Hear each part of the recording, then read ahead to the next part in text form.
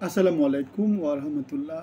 জুলাই আগস্টে আওয়ামী লীগ পালিয়ে যাওয়ার পরে থেকে বাংলাদেশের সমাজে আমরা দেখেছি আওয়ামী লীগের শূন্যস্থান দখল করার জন্য নানা রকম থেকে নানা রকম চেষ্টা করা হচ্ছে। এনসিপি চেষ্টা করছে, জামাত চেষ্টা করছে, বাংলাদেশ জাতীয়তাবাদী দল চেষ্টা করছে, যুবদল, ছাত্রদল চেষ্টা করছে এবং সেই চেষ্টার অংশ হিসেবে গত এক বছরে বাংলাদেশের আইনশৃঙ্খলা পরিস্থিতি মারাত্মক রকমের অবনতি হয়েছে, সেটা আমরা জানি।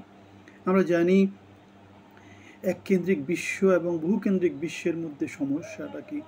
বহুকেন্দ্রিক বিশ্বে যেটা হয় সেখানে সবার মধ্যে ক্ল্যাশ লেগে থাকে, কিন্তু সেখানে কিছু গণতান্ত্রিক চর্চা হতে থাকে। কিন্তু এককেন্দ্রিক বিশ্বে কি হয়, আমার কথাই শুনতে হবে, আমার কথাই আইন। যেমন আমেরিকা এখন এককেন্দ্রিক বিশ্বে সারা পৃথিবীকে শাসন করছে।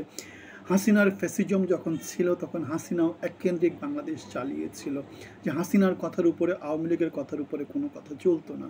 কিন্তু গত 10 মাসে আমরা কি দেখেছি? আমরা দেখেছি এনসিপি আছে একদিকে, তারপরে একদিকে আছে হচ্ছে জামাত ইসলামী, শিবির, একদিকে বিএনপি, আওয়ামী লীগ এবং জাতীয় পার্টি এখন মোটামুটি কোণঠাসা অবস্থাতে আছে। তারা যখন বের হয়ে আসবে তখন আমাদের বাংলাদেশে বহুকেন্দ্রিক এই যে নানা রকমের শক্তি, এই শক্তিগুলা বাংলাদেশে কীরকম অরাজক পরিস্থিতি তৈরি করবে সেটা গত 10 মাসের রাজনৈতিক পরিস্থিতি, গত 10 মাসের মগতান্ত্রিক বাংলাদেশের সমাজ আমাদেরকে কিন্তু প্রচণ্ড রকমের একটা ভয়াবহ বিপদের একটা ইঙ্গিত দিয়েছে।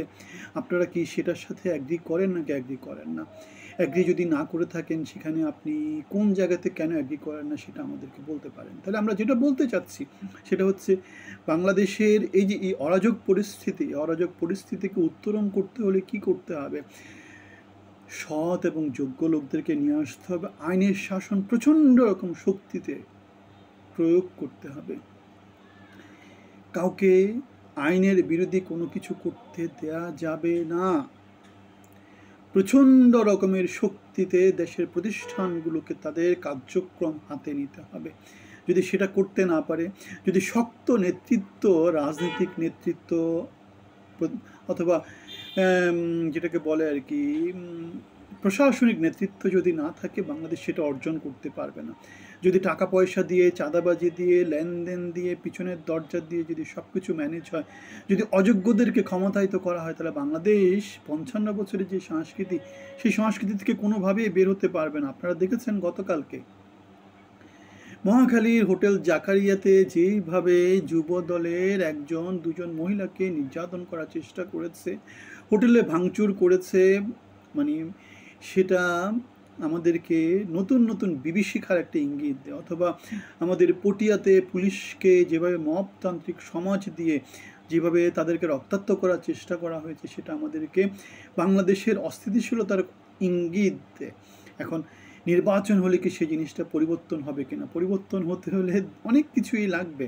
শক্ত নেতৃত্ব লাগবে, গণতন্ত্র প্রতিষ্ঠা করা যেতে পারে, অথবা প্রচণ্ড রকমের ফ্যাসিজম নিয়ে দমন পীড়ন করতে হবে। এখন বাংলাদেশ কোন পথে হাঁটবে? আমরা ফ্যাসিজমের সংস্কৃতি 17 বছর দেখেছি, এখন বাংলাদেশ মবতান্ত্রিক সমাজ দেখতে পাচ্ছে। বাংলাদেশ কি গণতান্ত্রিক পথে যাবে, শক্তিশালী নেতৃত্বে যাবে, আইনের শাসনের দিকে যাবে, নাকি ফ্যাসিজমের দিকে যাবে? সেটা এখন আমাদের হয়তো দেখার বিষয়। আমরা খুব বেশি আশাবাদী হতে পারি না যদি আমাদের রাজনৈতিক নেতৃত্ব শক্তিশালী নেতৃত্বকে সামনে নিয়ে আসে, যদি গণতান্ত্রিক ব্যবস্থায় শক্তিশালী নেতাদেরকে পদায়িত করা না হয়, যদি অ্যাডমিনিস্ট্রেটিভ কাঠামোতে শক্তিশালী দায়িত্ববান লোকদেরকে নিয়ে আসা না হয়। বাংলাদেশ অন্ধকারই ছিল, অন্ধকারেই থাকবে। ফ্যাসিজম ছিল, এখন কি আসবে সেটা কে জানে। আপনাদের সবার জন্য অনেক অনেক শুভকামনা। মন্তব্যতে জানাবেন আপনাদের মত।